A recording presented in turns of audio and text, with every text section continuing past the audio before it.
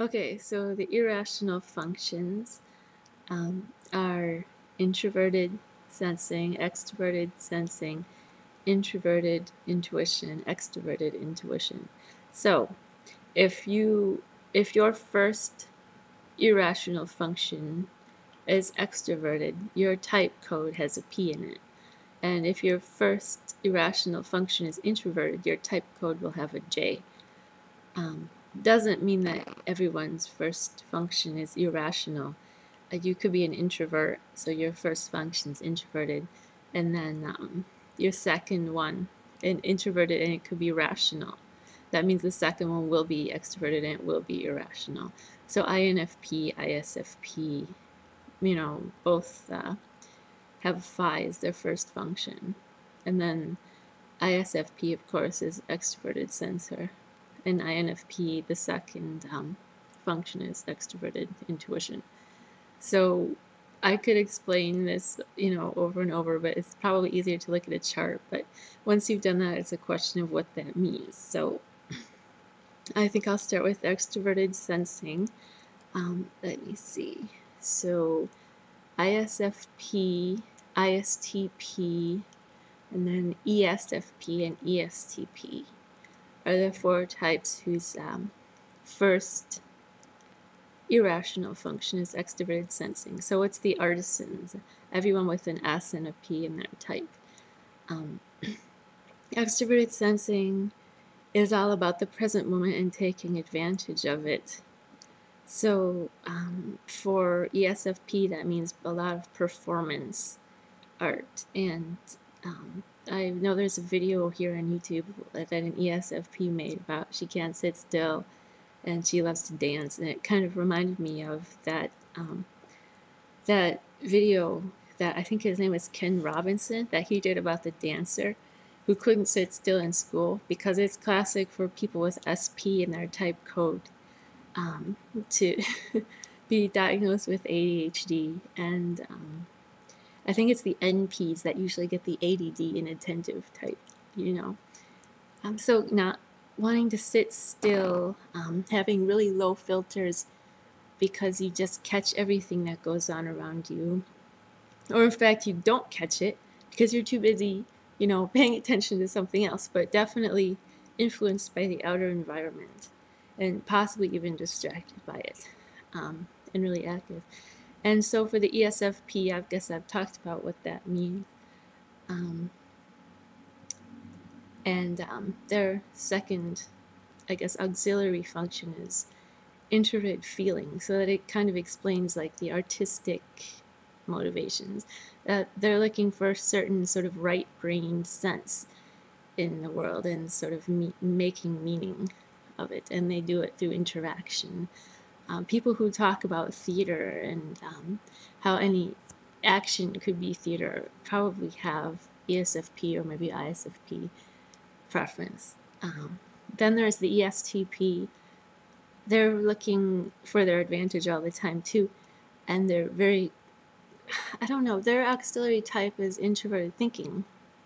So they're kind of known in maybe a more negative light as like con men, but they're definitely often really good at business. I'm trying to think of an example that's not more of an ENTP. Because ENTP would be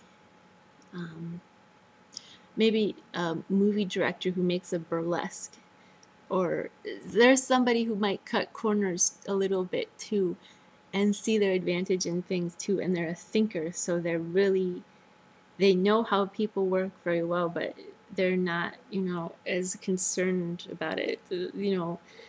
They have respect for people, but that's it.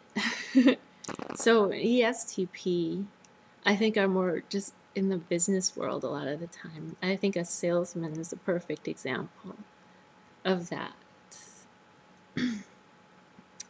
And as far as the introverts go, ISTP is really good with working with their hands usually, because their first function is introverted thinking, and I think they're very consistent in what they do. And it makes you a very good craftsperson because they can, they might be doing the same thing over a lot. And they might encounter relatively few problems doing it, but when they do, they can take in the elements of the situation and figure out how to fix it. And that's kind of the definition of crafting. In like what I've read for organizational psychology, you have certain problems that arise once in a while, and then they're not that easy to fix, though, when they do. So that's the best way I can explain it. I mean, I'm INFP, so it's hard to talk about, but I know that I really admire all these types, what they can do. ISTP can just fix anything a lot of the time. And taking things apart and putting them back together, this type of thing, because they're able to, even though they're introverts, that auxiliary function really allows them to see what's really happening in the outside world in a way that makes them good at getting results when they work with their hands and when they do concrete things. Best way I can describe it. And then ISFP is often a visual artist or something like that. Like the ISTP, they like to do practical things and they like crafts, but they'll usually be a little more artistic in their approach. So a person who maybe doesn't read a whole lot, but they're ingenious and they're able to make things. Sometimes they're into home ec type things because they really do like more practical skills. But, they could be in art school.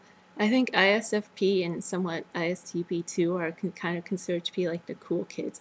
All the SPs are, in some sense, because they're more risk takers and they really are seen in that way. But yeah, ISFP often likes any kind of art. I would say they're less likely to be a conceptual artist because that's more what the NP would do naturally. But they work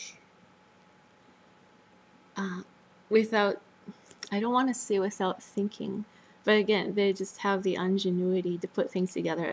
ISFP will have a really nice house, I think, usually, and they might like cooking, anything like that. They type of people who can just take a few elements and see how to put them together in a pleasing way.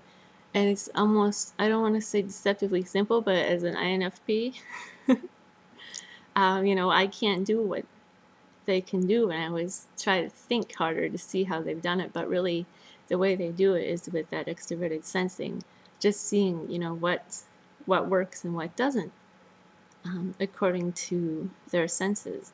And that, I think all of these types have maybe a bad rap sometimes because they don't have that J that that society seems to want, and also they don't have that N where people think it's like a higher way of existing. That's not true at all.